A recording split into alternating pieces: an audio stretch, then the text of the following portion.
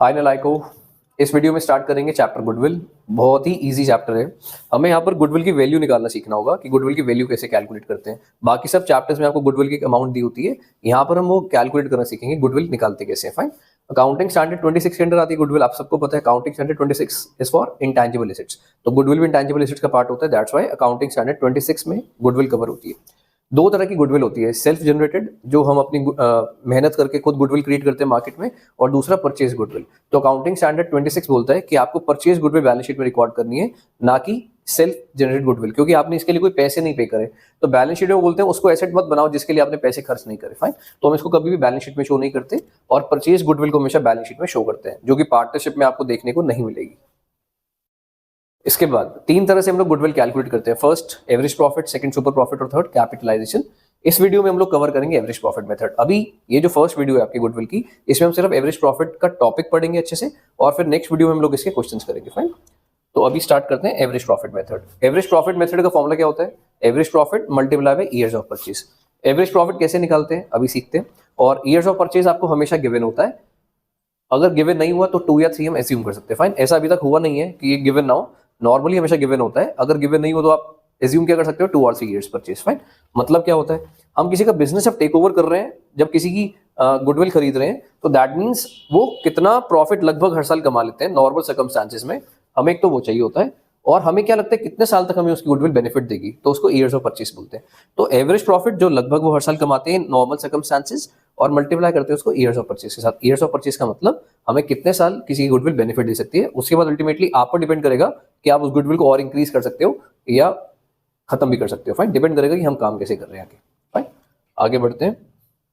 Average profit कैसे निकालते हैं? जैसे हम मीन निकालते थे क्लास 11 में, टोटल प्रॉफिट्स किया divide by number of years. Let suppose आपको 2 ईयर्स के प्रॉफिट गिवन है, 10,000 और 20,000 दोनों को प्लस कर लेंगे, डिवाइड बाय 2 कर लेंगे, तो यहाँ पर आंसर कितना आ जाएगा? 15,000।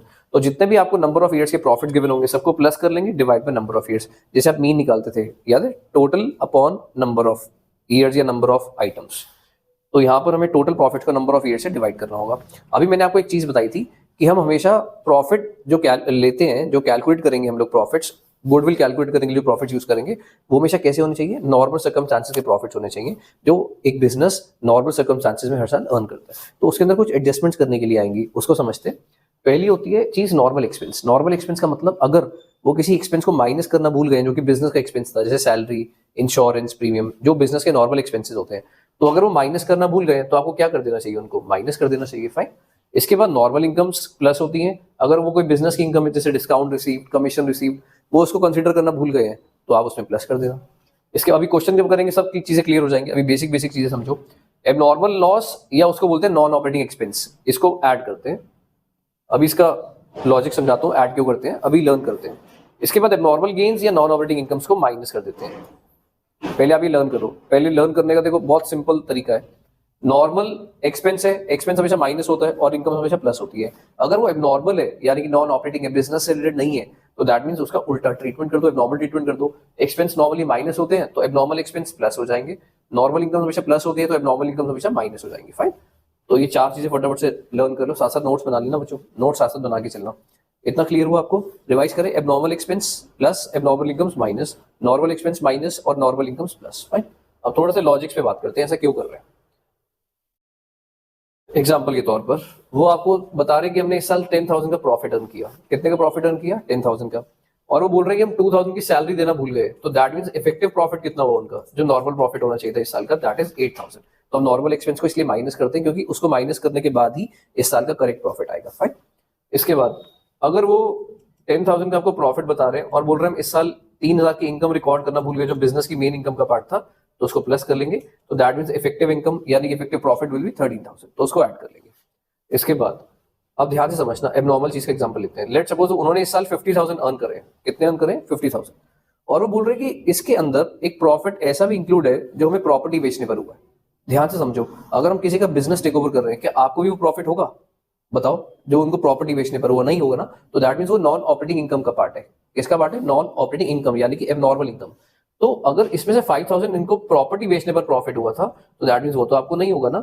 अगर आप किसी का बिजनेस टेक ओवर कर रहे हो तो आपको उसके बिजनेस के मेन कोर प्रॉफिट से मतलब है। Are you getting my point? जो आपको आगे वाले आने वाले सालों में होंगे, तो जो उसको आलतू फालतू की इनकम हो रही है वो हटा देंगे। जैसे उसको रेंट मिला था, अगर उसको रेंट मिला है तो वो हमें तो नहीं मिलेगा, रेंट तो किसी प्रॉपर्टी में मिलता है बच्चों, तो वो नॉन ऑपरेटिंग इनकम का पार्ट होता है। तो दैट्स वाई आपको नॉन ऑपरेटिंग इनकम या फिर उसको नॉर्मल इनकम बोल सकते हो माइनस करनी होगी, फाइन, क्योंकि वो हमारे बिजनेस से कनेक्शन में नहीं है, मतलब हमारे बिजनेस से कनेक्टेड नहीं है।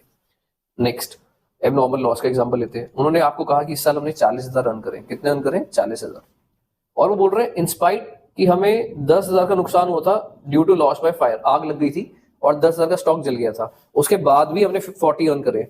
तो अगर ये आग नहीं लगती तो इन्होंने इस साल बिजनेस से कितने पैसे कमाए थे? 50 कमाए थे ना। तो that means non operating expense को या एबनॉर्मल लॉसेस को प्लस करते हैं, क्योंकि अगर वो नहीं होते तो हमने ज्यादा पैसे कमाए थे अपने बिजनेस से। 10,000 का लॉस होने के बाद हमने 40 अर्न करे, ध्यान से समझो। लेट्स सपोज तुमने एक्स अमाउंट अर्न करी और 10,000 का नुकसान हो गया आग लगने की वजह से, उसके बाद भी हमने 40 अर्न करे। तो दैट मीन्स अगर ये आग ना लगती तो नॉर्मल सर्कमस्टेंसेस में हमने कितने अर्न करे होते? 50,000। तो इधर जाकर प्लस हो जाए। Is that clear?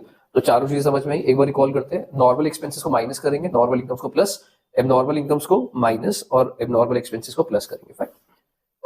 तो ये थी लिस्ट, आप साथ साथ लिस्ट नोट डाउन कर लेना। नॉर्मल एक्सपेंसेस में ये सब आ सकते हैं, नॉर्मल इनकम्स ध्यान से चेक कर लो। एबनॉर्मल लॉसेस या नॉन ऑपरेटिंग एक्सपेंस में जैसे loss by fire, loss by theft, loss on sale of asset, retirement compensation etcetera. Retirement compensation भी नॉन ऑपरेटिंग एक्सपेंस है, बार बार रिकरिंग नेचर का नहीं होता, तो बिजनेस का मेन कोर एक्सपेंस नहीं होता। इसके बाद एबनॉर्मल गेम्स या नॉन ऑपरेटिंग इनकम्स की अगर बात करें तो कोई इंश्योरेंस क्लेम आपको मिला हो तो आपने खुद नहीं अर्न किया अपनी दुकान से, रेंट का मिलना, इंटरेस्ट का मिलना, डिविडेंड का मिलना, या फिर gain on sale of asset, fine. ये सारी इनकम्स वो हैं जो हमने खुद अपने बिजनेस के मेन ऑपरेशन से अर्न नहीं करी थी, यानी कि हम जिसका बिजनेस टेक ओवर कर रहे हैं उसने। तो हम ये सारी चीजें माइनस करेंगे, क्योंकि अगर हम किसी गुडविल खरीद रहे हैं तो दैट मींस हम उसका बिजनेस टेक ओवर कर रहे हैं, तो हमें सिर्फ उसके बिजनेस के मेन कोर ऑपरेशन से मतलब है। तो जो बिजनेस से अर्निंग कर रहा है सिर्फ आपको उस पर फोकस होना चाहिए, फाइन। तो ये सारी फालतू की इनकम्स को माइनस कर देंगे, फाइन। इतना क्लियर हुआ आपको? कुछ एग्जांपल्स डिस्कस करते हैं।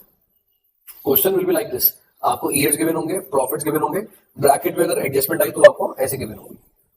अब इसको सॉल्व कैसे करना है ध्यान से आप साथ साथ नोट डाउन कर लेना। आपको 1920 का प्रॉफिट दिया 5 लाख, बोल रहा है इसके अंदर 1 लाख का loss on sale of asset है। तो अगर ये लॉस नहीं होता तो हमने यानी कि 6 लाख अर्न किए होंगे ना। ये क्या है? Including 1 lakh for loss on sale of asset, यानी कि ये एबनॉर्मल एक्सपेंस है, यानी कि नॉन ऑपरेटिंग एक्सपेंस। तो ये अगर नहीं होता तो हमने ज्यादा पैसे कमाए होते हैं, तो इसको इसलिए ऐड कर देंगे। तो प्रेजेंटेशन कैसे करेंगे हम लोग, आप साथ नोट डाउन कर लो बच्चों। तो हमने यहाँ पर प्रॉफिट्स लिखे, आपको गिवन थे प्रॉफिट्स। अब एडजस्टमेंट की करेंगे तो आपको 1 लाख प्लस करेंगे, क्योंकि नॉर्मल लॉस है, normal profit will be 6 lakh. Next year हमने सर 4.5 लाख के प्रॉफिट में आपको दिया है और इनका 50,000 इनको फायदा हुआ है इसमें बेचने पर। तो क्या अगर हम किसी का बिजनेस करेंगे नहीं, हम एसेट्स नहीं बेचते, तो बिजनेस का प्रॉफिट नहीं है, यानी कि इसको बोलेगा नॉर्मल इनकम। तो माइनस कर दो इसको, तो 450 में से 50 माइनस कर दो। तो माइनस का मतलब आप इसको ब्रैकेट में डिनोट करोगे तो ये इफेक्टिव प्रॉफिट होगा 4 लाख, इसको आप प्रॉफिट बोलते हैं।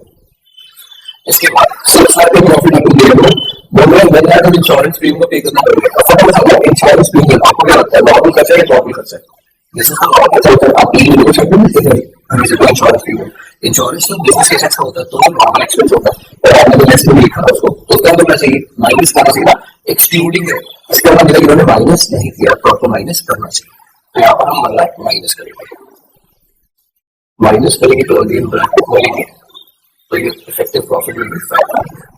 बस अब एवरेज कैसे करेंगे? 15 लाख आ गया, तो now life profit is equal to total profit upon number of years, और 15 लाख अभी हमने टोटल प्रॉफिट कैलकुलेट किया है कितने साल का? क्वेश्चन था 3 इयर्स का, तो दैट मींस हमारा एवरेज प्रॉफिट आ गया 5 लाख रुपीस।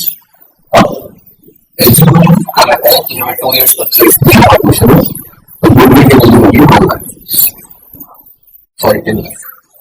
5 लाख आपका एवरेज प्रॉफिट है, उसको नंबर ऑफ इयर्स से मल्टीप्लाई कर देंगे। क्लियर हुआ? तो बहुत सिंपल है। जब भी आपको कुछ क्वेश्चन ऐसा दिया होगा तो आपको ब्रैकेट में चेक करने की कौन सी चीज है। आप एक साथ में लॉस ऑफ सेल ऑफ पहले से लिख लो, नॉर्मल एक्सपेंस है, इसके जो 50% रूल है ये चीज है चेक करना चाहिए, कैसे चेक करना चाहिए? 450 ये नॉर्मल एक्सपेंस है तो माइनस हो जाएगा। एक चीज इंपॉर्टेंट है, नॉर्मल लॉस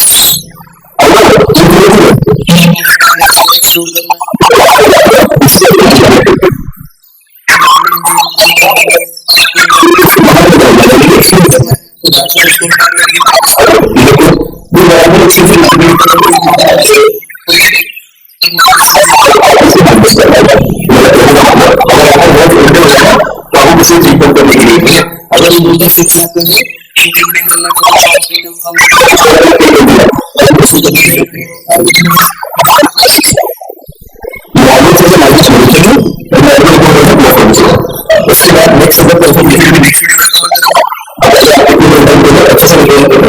से रिलेशन स्टार्ट करते हैं